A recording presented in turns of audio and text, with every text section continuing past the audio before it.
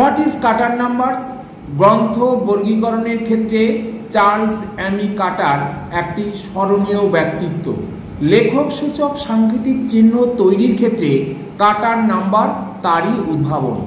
কাটারের এক্সপান্সিভ ক্লাসিফিকেশনের সঙ্গে ব্যবহারের জন্যই মূলত এই সংখ্যা গঠনের কারিগরি অর্থাৎ কাটার টেবিল তৈরি করা হয়েছিল। কিন্তু বর্তমানে ডিডিসি নাম্বার তৈরি করতে গিয়ে এই কাটার টেবিল ব্যাপকভাবে ব্যবহার করা হচ্ছে। এই পদ্ধতিতে লেখকের সংখ্যা গঠিত হয় এই দুটি সংযোগে। একদিকে লেখক নামের পদবী অর্থাৎ সারনেমের আদ্যাক্ষর, অন্যদিকে বর্ণানুক্রমিক পদ্ধতিতে নাম সাজানোর সাংখ্য ছক থেকে গৃহীত সংখ্যা।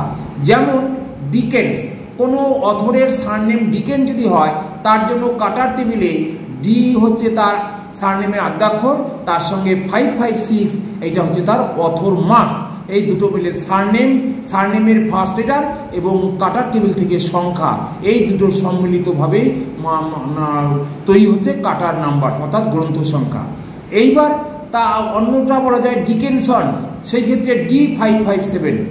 তারপর যদি বলি ডিকারসন তখন তার ক্ষেত্রে D558। এইভাবে আমরা কাটার টেবিল থেকে নাম্বার সংগ্রহ করি।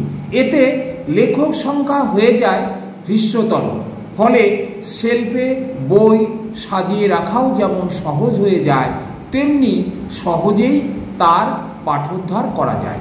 বর্তমানে 3টি কাটার টেবিল প্রচলিত আছে। Number 1 2 figure author table, number 2 3 figure author table, number 3 কাটার সানবার্ন টেবিল। অর্থাৎ এই 3টি টেবিলের যে গ্রন্থাগার যেটিকে পছন্দ করে সেই টেবিল অনুযায়ী তাদের কাটার মার্কস বসিয়ে কল নাম্বার তৈরি করা হয়। Thank you.